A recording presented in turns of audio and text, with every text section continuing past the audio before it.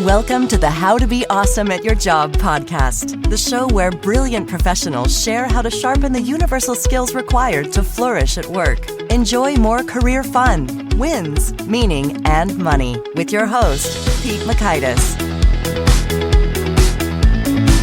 Hello and welcome to episode 892 with Curtis Bateman. Curtis has some fantastic wisdom when it comes to change. If you don't like it, you're uncomfortable with it, things are going awry, they're screwing up, you don't know how to lead it, things are just not working out the way you want, Curtis has some excellent wisdom that can help us get through it and enjoy it and see the fruits of ultimately what we're going for when we engage in a change or a change is thrust upon us. So you'll learn 1, the simple model that makes change predictable and actionable. 2, the critical first step to introducing any change initiative. And 3, how to keep poor results from discouraging you. So if you want to check out the show notes or the transcript or the links to items that we've referenced, please drop on by awesomeatyourjob.com/EP892. You'll find those goodies there, along with a lot of other goodies, such as the 10 Days to Winning at Work email course, the Gold Nugget email summaries of the actionable wisdom each guest shares, and a lot of other fun stuff, full text searchable transcripts. I could go on, but there's a lot of goodies at awesomeatyourjob.com. And here's some goodies about Curtis. Curtis Bateman is one of FranklinCovey's lead change experts and the author of Who Rocked the Boat, a story about navigating the inevitability of change, and co-author of Change, How to Turn Uncertainty into Opportunity. He's also the vice president of International and a senior change consultant. Big thanks to Curtis for sharing his wisdom with us, and big thanks to our sponsors. Check them out. One sponsor to check out is Storyworth. Whenever I'm thinking about meaningful Father's Day gifts, Storyworth leaps to mind. Storyworth helps you preserve precious memories and stories from your father for years to come. Each week, Storyworth emails your loved ones a thought-provoking question that you get to help pick, such as, what's the bravest thing you've ever done? I personally love the prompt so much that I have refreshed Storyworth's questions page many times looking for more. Storyworth makes the writing process super quick and easy. All your loved one needs to do is respond to that email with a story, and then you get a quick copy of that. And after a year of this fun, Storyworth compiles your loved one's stories and photos into a beautiful keepsake hardcover book that you'll be able to share and revisit for generations to come. Families love Storyworth so much, they've got 25,000 five-star reviews on Trustpilot and have millions of stories preserved. So give all the fathers in your life a unique, heartfelt gift they'll all cherish for years. Storyworth. Right now, you can save $10 on your first purchase when you go to storyworth.com/awesome. That's storyworth.com/awesome to save $10 on your first purchase. One sponsor to check out is Harvard Business Review. This brilliant magazine, published at hbr.org, is the leading destination for smart management thinking. Fun fact, HBR has been mentioned in 108 episodes of the show. That's because HBR has great stuff that comes up often. They've got explainer videos, podcasts, real-world case studies, and much more. I think of HBR each night that I put on my special orange glasses. Their article, Will Blue Light Glasses Improve Your Sleep?, revealed that those who wore them reported better sleep and a 7% improvement in work performance as compared to those who wore the sham glasses. So I cite HBR anytime anyone tells me that I look silly wearing them. Now, much of HBR's content is available for free when you sign up at their site. Subscriptions that get you unlimited content cost $10 a month. If you visit hbr.org/subscriptions and enter the promo code AWESOME, you can save 10% off of that subscription. Again, to save 10% off of your HBR subscription, go to www.hbr.org/subscriptions and enter the promo code AWESOME. And big thanks to our sponsor, Acorns. Acorns makes it easy to start automatically saving and investing for your future. You don't need a lot of money or expertise to invest with Acorns. In fact, you can get started with just your spare change. Acorns recommends an expert-built portfolio that fits you and your money goals, then automatically invests your money for you. NerdWallet.com, whom I love on these sorts of matters, gives Acorns a whopping 4.7 stars and says, quote, if you want to make the most of your spare change, there's no better place to do that than Acorns. Head to acorns.com/awesome or download the Acorns app to start saving and investing for your future today. And we got a legal disclaimer here. It may not be representative of all clients. Tier 1 compensation provided. Compensation provides an incentive to positively promote Acorns. View important disclosures at acorns.com/awesome. Investing involves risk, including the loss of principal. Please consider your objectives, risk tolerance, and Acorns' fees before investing. Acorns Advisors LLC, Acorns, is an SEC-registered investment advisor. Brokerage services are provided to clients of Acorns by Acorns Securities LLC, member FINRA/SIPC. For more information, visit acorns.com. Now, here's Curtis. Curtis, welcome to How to Be Awesome at Your Job. Hey, thanks, Pete. It's nice to be here. Well, I'm excited to be chatting about your book, Change, How to Turn Uncertainty into Opportunity. And I'd like to kick off by hearing about one of the biggest changes you've made in your own life. Well, one that I love to talk about was a few years ago when I was deciding to either leave a business or stay. And the change that I ended up making was I offered to buy the business. So the journey was pretty interesting because I was realizing I wanted to be doing more. And the whole fear notion got in the way for me. And I was stuck for quite a while thinking, I want to do more. I think I could do more with this company. Should I leave? Should I stay? And then my wife one day quoted a line from Who Moved My Cheese? And she said, what would you do if you weren't afraid? And suddenly the realization of answering that question meant I'm going to make a change. I'm going to buy this business versus stay in the employee situation. So it was a massive change for me. And frankly, the reason I like to mention it is because it transformed my career and my life. That one significant change and decision that I made. That's awesome. Yeah. Okay. Well, tell us, what's the big idea of the book Change? Well, there's two big ideas in the book. The one is that there's a predictable pattern, and that this pattern applies to personal change, work change, teams going through change, even organizations taking their whole organization through change. So it's this idea there's a predictable pattern. And if we can learn it, then we can start to derive some opportunity or some advantage from it. The second big idea is that individuals have more choice, even though they don't really feel like they do when a change is being imposed on them. And so pattern and choice. Okay. And so tell us, what sorts of benefits or goodness is on the other side of understanding and mastering this stuff? Yeah. In some research I've done, we found that as many as 88% of people think that a change is going to lead to something worse for them. No kidding. And yeah. Now you might be thinking, wait a minute, but the data over time with thousands of respondents says a lot of people really think change is going to lead to something bad for them. Now I've asked that question mostly in an organizational context where change is a decision made somewhere else and I'm living with the consequence of it. But what happens is most people start from the paradigm of, oh, this is going to lead to something worse for me. And I don't like it because I've had experience after experience where that's the case. And so we're trying to help people recognize that that doesn't have to be the case. So often it ends up being a lot better than they think. And so we're trying to help people frame it differently, see it differently, and use some tools to get better success from it. Yeah, that really is interesting. And I don't think it's even occurred to me personally until you cited this, is that is sort of my default reaction. Like, uh-oh, here it is. It's happening again. Okay, all right. And it's like, in terms of this is going to be a big hassle. It's going to be difficult. This is going to upset whatever. And boy, maybe that just speaks to the human nature and our very, biochemistry or nervous systems. It does, because we're programmed as humans to protect ourselves. And so often what happens is because we have experience bias that says change is cruddy for us and it feels threatening, it activates this, I'm going to protect myself. So we immediately revert to, how do I fight or flight on this, rather than how do I get something better from this? It's part of what we're trying to point out and help people realize there is a choice in there and we can do some things to help you have a better experience with it. That's true. So 88% of folks think going into it, okay, change is going to be bad for me. And yet it's true, if I objectively assess changes imposed upon me historically, it's probably more like 50-50 in terms of, yes, that was more of a pain, or actually, I'm so glad we made that change. It's way easier now. Yeah. And if it's a change that as an individual I've initiated, like let's say I buy a new house and I have to move, that's a massive change and you dread it and you hate it. But there's a reason you did it. You want something better. And when you finally settle into the new circumstance, you think, I love this.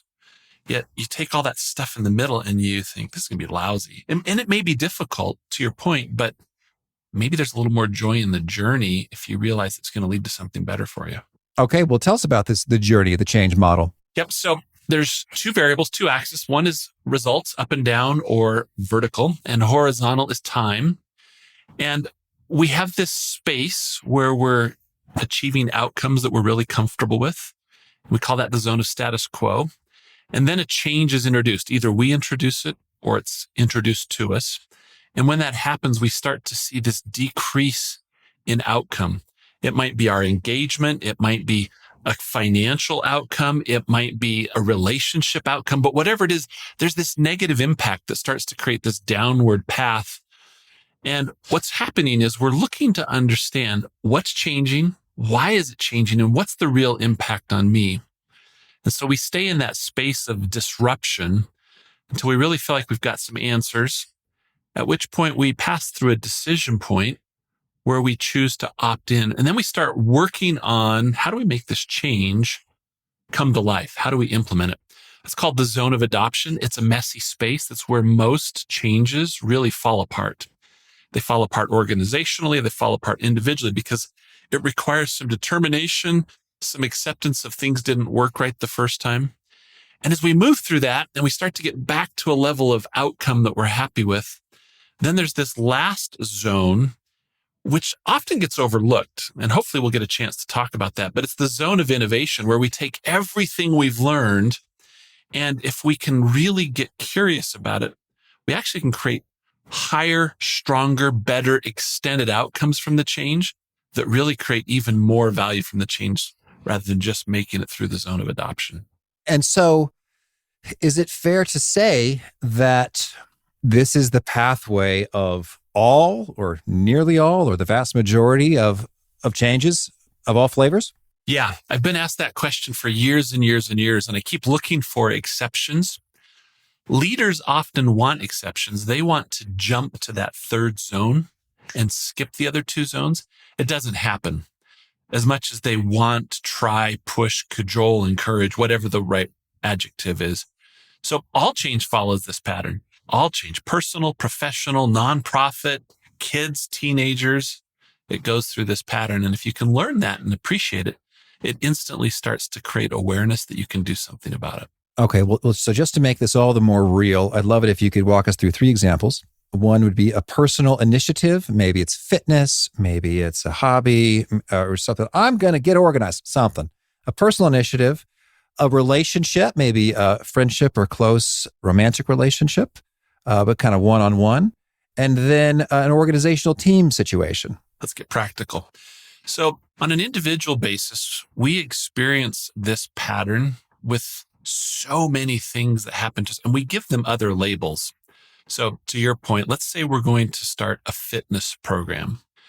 Status quo is where we are, what we're doing, how we're eating, our weight, our health, all of those things, just kind of maintaining it at this level.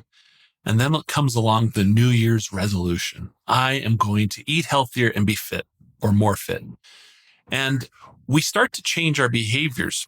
And so it pushes us from the status quo into a different set of behaviors, eating patterns, exercise patterns, even thought processes.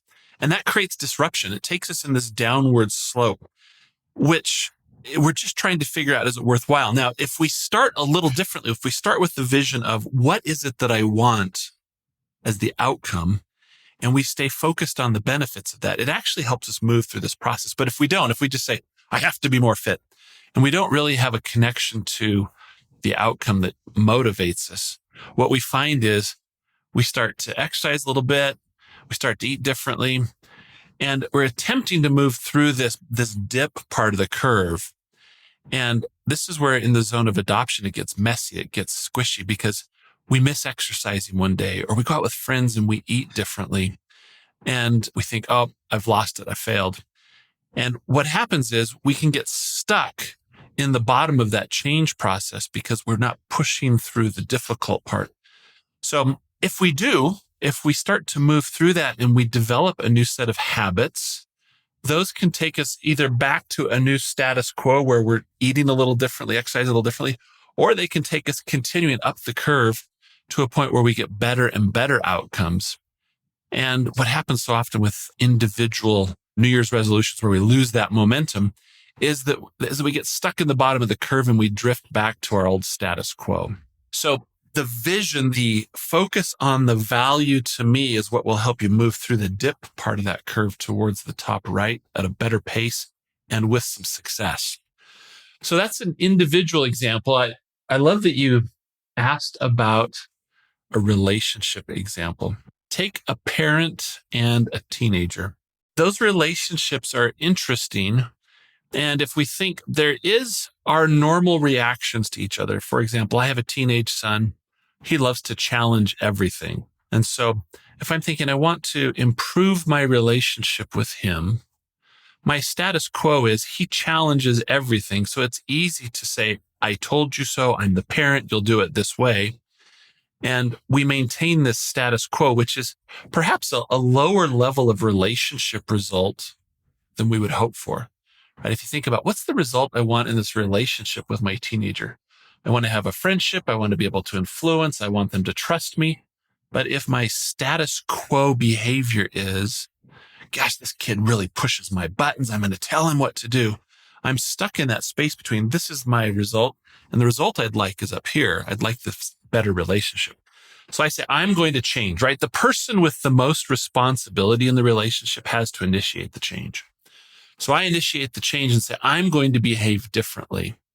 Well, I have to figure out, what does that mean to me? What is it that I need to do differently? And that's that zone of disruption. Why am I doing this? What does it mean to me? And do I really want to do this? Yes, I do. So then I jump into this zone of adoption that says, I'm going to behave differently. I'm going to choose different behaviors that will increase the nature of the relationship result. And it's going to be hard because I'm going to have a moment where he pushes my buttons and we start to really feel some friction.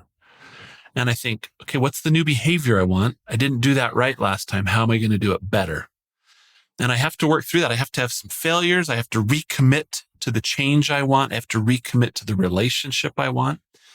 And as I do that and persist with it, I find myself moving up the change curve towards a different style of relationship. In my example, I'm saying I want higher trust. I want better friendship. I want higher level of influence. And I don't want to be activated by that behavior.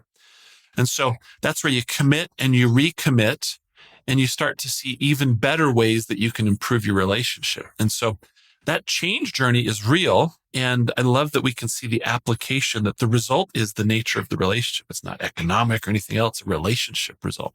So that's a second one, Pete. And the third one is an organizational change.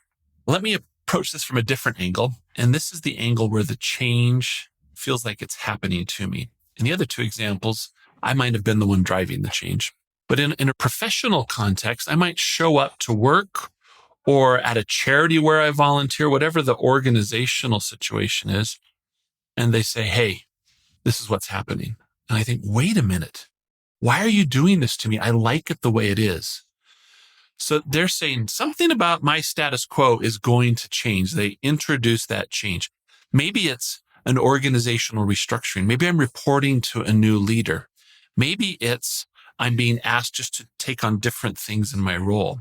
All of those represent changes, and it's happening to me. Somebody else is telling me this is the change. So that launches me over the edge of the change. And this is a little bit trickier because we have to figure out, okay, what is it that they're saying that's changing and why? And understanding the why in this context will really help. It will in the others, right? I want a better relationship, etc. So why is this happening? What does the organization need? Well, as I come to grips with what and why, I start to piece together a storyline that says, what does it mean to me? And am I okay with that? So I reach the point where I say, yes, I am. I get it. I like being here. I like this job. I like the work. So I start to engage in implementing the change. Well, I have to learn new skills. There may be some new skills I have to learn. There may be some new relationships I have to develop. And so the process of doing that leads to starts and stops, successes and failures. And so that's why this third zone, the zone of adoption, causes us to really feel like, oh, I'm not going to get the full outcome. But as we work through that and we accept moments that don't work and moments that do, and we trial and error, and as a boss or a leader helps clear some of the obstacles out of the way, we find ourselves moving through that zone of adoption. And then we might even start to realize, hey, this can lead to something great for me in the zone of innovation. Here's what's interesting in all three scenarios that I think is really important for listeners to pay attention to. The middle two zones, the zone of disruption and the zone of adoption, represent a cost to the change. There's an emotional cost, a relationship cost, a productivity cost, perhaps an economic cost. And the more we can do to shrink those two zones, move through them at a better pace and move through them with less severity, we decrease the cost that we experience with change. And we get to the point where we're starting to experience the benefit of the change. And the better we can become at that, that's where the book title comes into play. How do we turn that uncertainty into opportunity? How do we shrink the cost and increase the benefit? Tell me what you think. Well, I think it's handy. And one, I'd recommend folks in the show notes, you'll find a link to the Amazon page for the book, which I think is just so useful because as we talk about these zones and these axes, you want to look at the picture. Yep. So that's the audio medium. Hopefully you can visualize that. We see a straight line and then a dip downward like a U, and then a nice big high level. So like a ladle, if you will. A ladle with the handle facing to the right is kind of what we're visualizing. So check that out if you want the visual reinforcement. But I think it's just so handy to know up front, hey, just expect there will be a phase unavoidably in which your results dip down. This is worse. It is less than what we had before. And the way it will look, sound, and feel will vary based upon the nature of the change you're making. So in the terms of fitness, it's like, actually, I'm exercising. This hurts. I hate it. I'm eating healthier. This doesn't taste good. I don't like it. I am eating less to lose weight. I am hungry and sleepy and cranky often. This sucks. And so just to know straight up, that is the nature of change and how it goes down. There will be a trough in which you think this sucks and you're actually seem to be worse off than you were before. And now, boy, I'm thinking biblically, just like the book of Exodus. It's like, Yeah. Hey, I know we were enslaved before, but actually we prefer that. We're hungry out here and it sucks worse than being slaves back there. So, and I think you could find this in sort of many bits of literature or great story. It's like, this is what's going on. When we wrote the book, we actually talked about that there are so many examples in literature where this model plays out. And once you recognize the model and know it, you start to see it in places in your life and in what you're reading, even in what you're reading in the news, right? Oh, there's a change going on here. Here's what it means.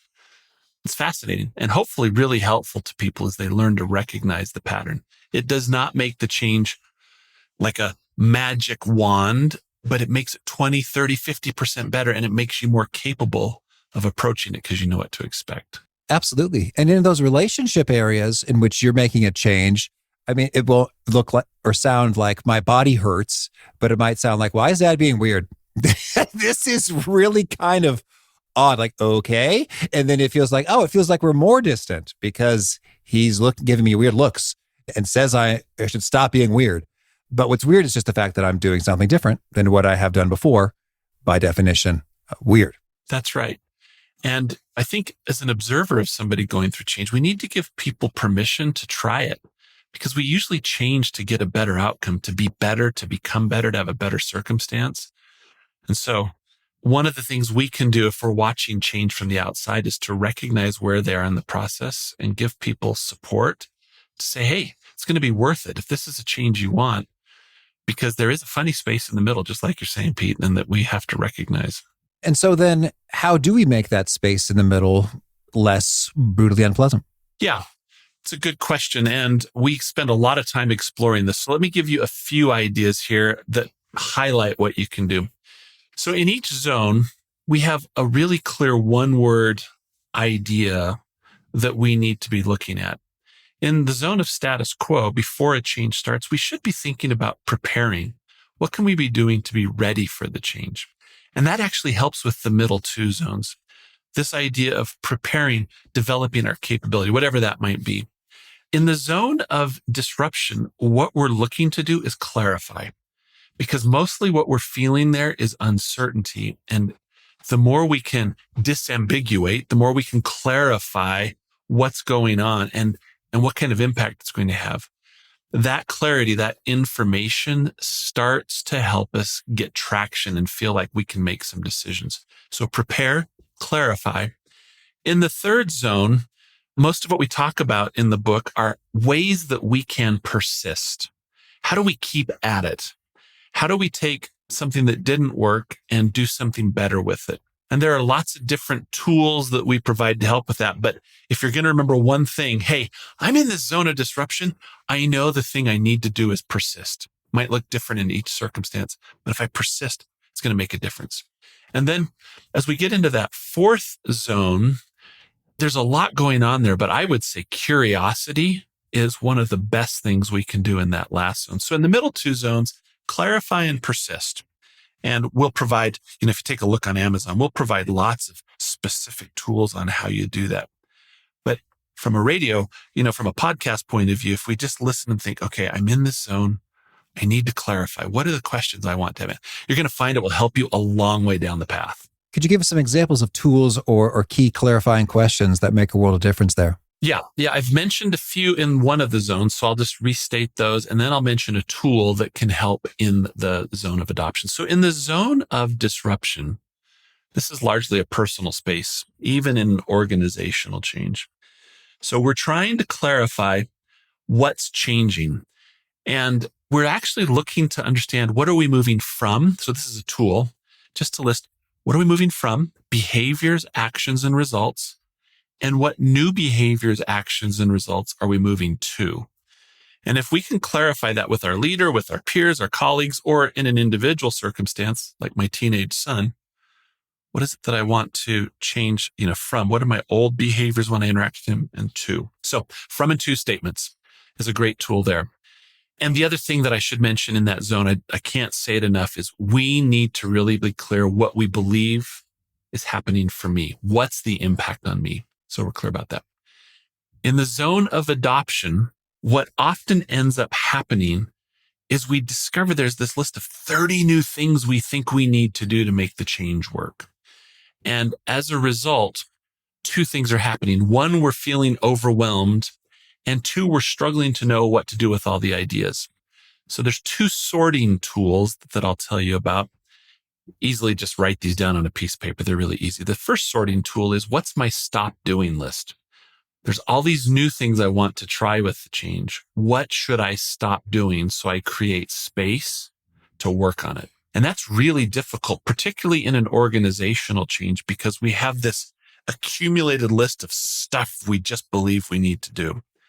So we need a stop doing list. The next thing we need to do is we need to sort through all of the new ideas, and we need to say, which ones are hurdles, meaning I can jump over these, they're in my path, and what kind of obstacle is this? The next one we need to look at is, what are the quicksands? Where am I going to get stuck on these new ideas, and where do I need help? And then the last one, the last bucket to put things in, is, what are the brick walls? Where is it that I can't solve this, but somebody else can? A leader, a change sponsor.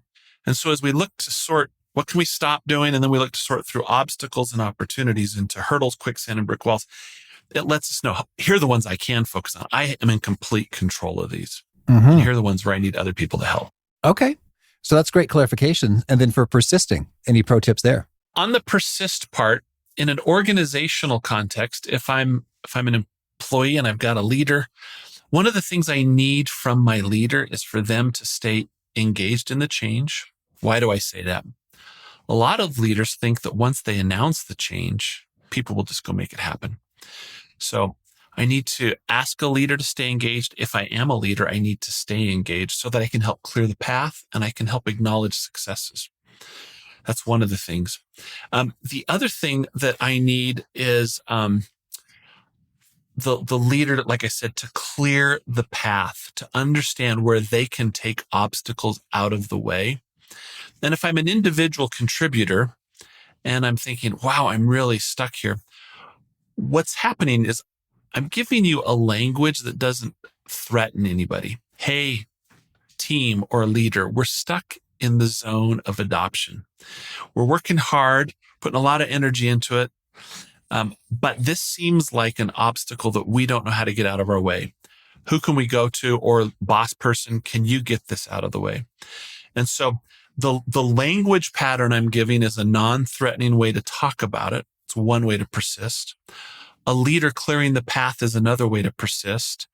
And then the third thing I would say is, if we really feel stuck and that we're sliding backwards, one of the things we can do to persist is reconnect with, why are we doing this? Why are we even going through this change? And the why can create energy and motivation to recommit and keep pushing ahead. Okay. Well, now I'm curious, any super favorite examples of how you've seen this play out beautifully that really illustrates it and inspires? Yeah. Let me tell you from an organizational perspective first, and then I'll hit a personal one. Here's what normally happens with a change. We have leaders working together for months on a change they want to introduce. They're going through the data, they're understanding what's going on in the market, and they have all of this run up to when the change is going to be introduced. And a normal pattern is they've been working on it for 4 months. They stand up in the town hall and they say, we're making this change. And then they think their work is done. And the problem is they've been on a journey of understanding why we need to make a change and what we're asking the organization to do. And if you just stand up and make this proclamation, what happens is you don't give the people the space to come on the journey with you. So from a leadership perspective, and this can be a team leader, this can be a senior leader, it's any level of leadership. What happens is if you just capture some of your thoughts and some of what you've been learning into a story and say, in our organization, we're seeing this and this and this happen in the marketplace. And so we need to make these changes to stay competitive. Maybe that's we need to upgrade our technology. Maybe that's we need to modify how we go to market with our commercial model. Whatever the case may be, we need to explain how we came to that conclusion. And then that's the why behind it. It becomes a storyline so that people can say, oh, I get it. I understand why you're asking us to go through a change. And so it's not a super complex thing. What makes it complex is we usually skip it. That's where the complexity comes in, Pete. And so we're telling leaders, don't skip it. Bring your people on the journey. And so it's really the art of storytelling. Let's take a personal example about a change and why we would need to have that case for change. So go back to the relationship example with my teenager. If I say, I want a different level of relationship, why is that? Well, somewhere in there, I see value in having a better relationship. Now, talking personally, I would say personally for me, Curtis, why does that matter? Well, there's going to come a point, because I've seen it with older kids, where my ability to say you will do this goes away. And my ability to influence and help them is based on my relationship. So the more I can do to move from I will tell you to we build a trusted relationship, the more likely it is that I'll have influence with that child long-term, that relationship long-term. So that's the why. That's the compelling why. That matters to me. Now, that may not matter to everybody. I'm just telling you, you need a compelling why. You need a compelling why. Yeah. And I don't know if it matters to him, not to dig too deeply into your personal family dynamics. It may or may not be of interest to him. That's right. Yeah. But for me, it has value. And so it's a compelling why. And that compelling why is what gives me the motivation to go through the cost of change. And so now that same thing could be true on just an individual level. Let's say I was talking to a friend who's mid-career and he's really stuck right now and he needs to make a fairly significant change. And so the reason he's not making a change right now is he doesn't have a compelling why. Every time he starts to make the change, he's told me about 2 different times he's really started to make this professional change and he gets stuck because his compelling why isn't there. And I think that's really one of the obstacles, because once we have that, it helps us have the courage and the tenacity to move through the cost part of the change model. Okay. And I guess I'm curious in terms of the case or the story. So you've got a great why for you, but how about a great why for the other stakeholders who are up in it? Yep. So when we do organizational change, hopefully whoever is sponsoring the change has a compelling why and what's changing and examples of what we're moving from and to at the top of that change. What's special then is if the next group, let's say there's 4 teams that are underneath that, if each of those teams go through that compelling case for change and they say, how do we take this case for change and create a version of it that's aligned, but it's our story, right? Making it our story, our compelling why, aligned with what's being put forward, helps us engage and connect with it. And I'm not naive. That doesn't always become possible. Some changes are really just that they struggle to create that alignment. But a lot are, and a lot do. And so as we can create our own case for change, and so if there's 2 or 3 tiers of organization, if at each level we can create our own aligned case for change, it connects us to what's going on and it allows our people to connect to our sub-story. And I've seen that work at large scale. I did some work with the call center in India, offices in Mumbai and Pune, about 5,000 people. And we started with leadership and we took it all the way down to the front level team supervisor. And we wrote these case for changes. They're short, they're brief, they're 1 page. But as we did that and as we reviewed them, what we found is it created engagement top to bottom. Even the frontline workers were aware of what their case for change was. And we were looking to move them from a kind of a mid-tier ranking in the J.D. Power ranking for customer service, and they wanted to get to number 1. And over a period of 18 months, they moved all the way to the top of the charts because we were able to take that story, that case for change, and help everybody be aligned. So then they started to align their behavior and their work in that zone of adoption and persisted through it to get the kind of outcomes they wanted. Well, I'm also curious to hear when it comes to, we talk about persisting and the disruption and the adoption, and there's a dip and we're in the middle of it. I think it's also quite possible that you learn once you're in the midst of it. It's like, oh, shoot, this was the wrong change. Wrong change. And it's not a matter of us being resistant to change or having a messy middle, but like for real, we probably should have never embarked on this, or new stuff has come to light. And it's probably the best course of action is to abort or change in a very different strategic direction than the one we did do.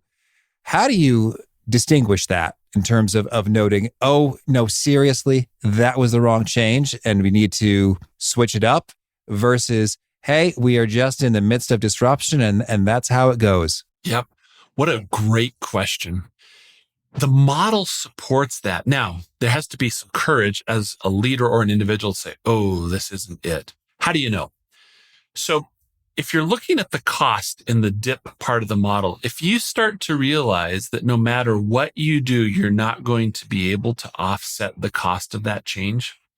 And it's just back of the envelope math, whiteboard math, saying, you know, what is it costing us to work and we're getting this kind of outcome? Or what is the impact on our employee attrition because we've got low engagement from this?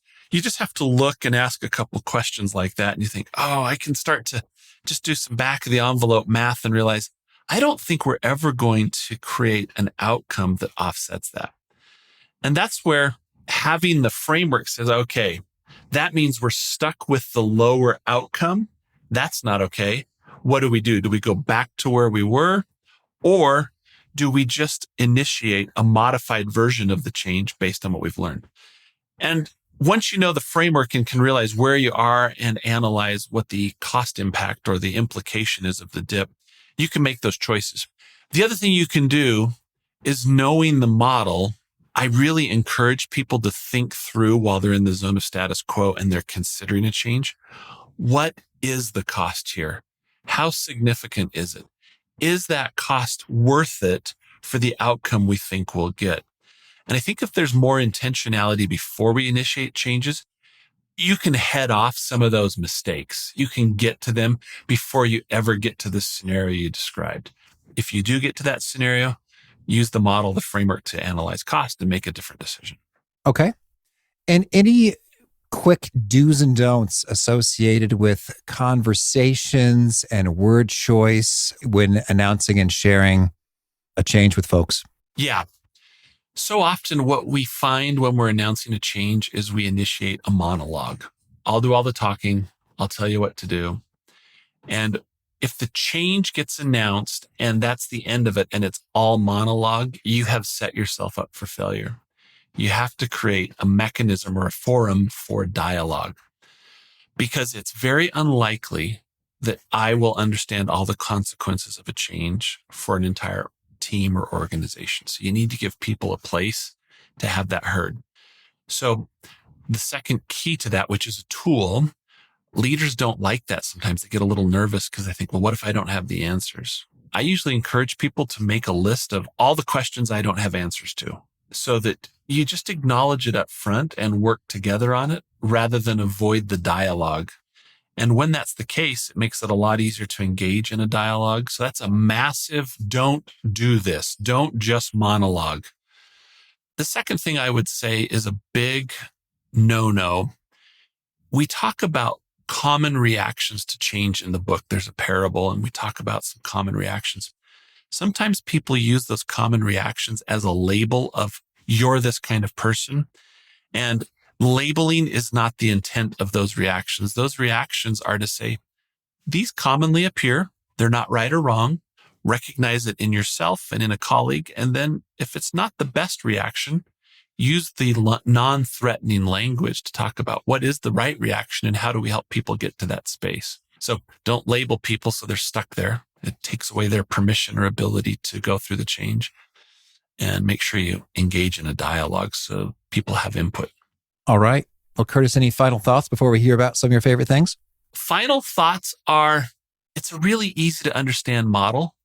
If you can learn it, share it, draw it, talk to people about it, you'll find that it's stuck with you forever, and it's really easy then to reference it. So rather than have it be an idea that you hear about and goes away, the minute you just draw it on a napkin and share it with 2 or 3 people, you'll find that it becomes part of your thinking, and it'll be a great tool for you to use the rest of your career and your life. All right. Well, now could you share a favorite quote, something you find inspiring? I actually had this thought put on a wall. It's from an Indian philosopher. And it talks about the need for silence, because silence gives you space to consider, reflect, and get better. And for me, I don't know if you've read Susan Cain's Quiet, that I'm a lot like some of what she describes there. And so for me, the idea that comes from that thinker, that thought leader, is this notion of giving yourself space to reflect and think and to discover. So that's kind of what comes to mind.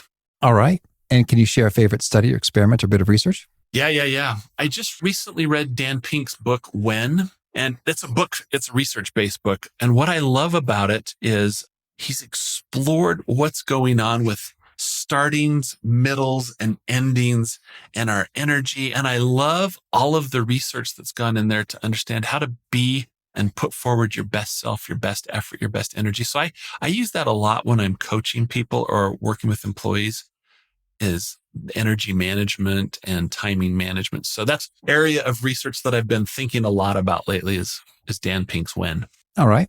And any other favorite books? Well, I've mentioned a couple business ones. I'll give you a non-business one. I love books. Great Expectations. I'm a big Dickens fan. And maybe the reason is because there's so much change that goes on in some of the characters. But yeah, Great Expectations is one that I absolutely love. And a favorite tool? Something you use to be awesome at your job? Yeah, I'm a productivity junkie. So I use Evernote. I use it to organize, to plan, to think, to create. So productivity tools you could probably list 20 of them, and I love them all, but Evernote's a good one that I use. Well, now I'm curious. So Evernote, what's maybe also in the top 5 for you? I use a journaling tool called Day One that I love. I use it for reflection, for when I'm doing mindfulness or when I'm reading, I'll capture learnings and I do it in Day One. It also, what I love about that is it pulls from my Instagram and my LinkedIn. And so it creates this comprehensive journal of everything I'm thinking about on days and weeks. And I love to go back and reflect on it. So another one. All right. And a favorite habit? Planning, weekly planning. This is a very, very FranklinCovey, which is where I work, a FranklinCovey answer, but it's been part of my whole life. I love to reflect each week at the start of the week on my mission, my vision, my personal values, the people that I want to impact, and then incorporate that into my daily and weekly planning. That's one of my favorite habits. I really look forward to that time every Sunday evening. All right. And is there a key nugget you share that really seems to connect and resonate with folks? They quote it back to you often? I was looking on Amazon where people make quotes, or on my LinkedIn and other places, and I was looking to see what that's like. And I had somebody recently say from the book how much they valued understanding the human reaction and the human part of change. And I get that a lot. One of the things we've endeavored to do is acknowledge there's all the change process stuff, which is important, but that there's a human component to it, and how much the work we've done really helps people as an individual and a human move through change, not just having a checklist or a process. So, and I've had several people just recently on social media and other places make that comment to me. So I love that. I love that that's the case that really gets a lot of value for people. All right. And if folks want to learn more or get in touch, where would you point them? So I'm pretty active on LinkedIn. I continue to write blogs. I do keynotes and other speeches. And as I learn more and I think about more, I write blogs to update and add to the book. So that's at Curtis A. Bateman on LinkedIn. You'll find me there. And then FranklinCovey.com, there's a Speakers Bureau link, and I'm listed there with bio and information and videos and things. So FranklinCovey.com, Speakers Bureau, or Curtis A. Bateman on LinkedIn. All right. And you have a final challenge or call to action for folks looking to be awesome at their jobs? Yeah, I'm going to say it again. And this is for everybody, individual contributor, teenager. If you'll learn the little change model that we've talked about, just how to draw that ladle-shaped curve, you just said, Pete, and you'll explain it to somebody, I guarantee, 100% money back guarantee, if you'll learn it and teach it to people, it will start to make a difference in your work and in your life. You'll find connections and it will help you. All right. Curtis, this has been a treat. I wish you much luck with all the changes in your world. Thank you, Pete. Nice to talk to you today. What I love most about Curtis's perspective were two tidbits that help change my expectations and thus my frustrations and good mood and cheer associated with change. And the first is that, hey, 88% of us think that when change goes down, it's going to make us worse off. So it's just comforting, like, okay, hey, I'm not alone. That's everybody. And yet also to reflect on, oh, wait, as I actually think about the changes I've been through, many more than 12% of them worked out in my favor, enriched me. And so I could just feel good from the get-go that, okay, I feel really leery, wary, uncomfortable with this change going down, but that's normal. Everybody feels that way. And in fact, my discomfort is not actually an accurate, reliable gauge of my true odds of coming out of this thing well. So I find that encouraging and a source of hope and comfort and peace right from the get-go.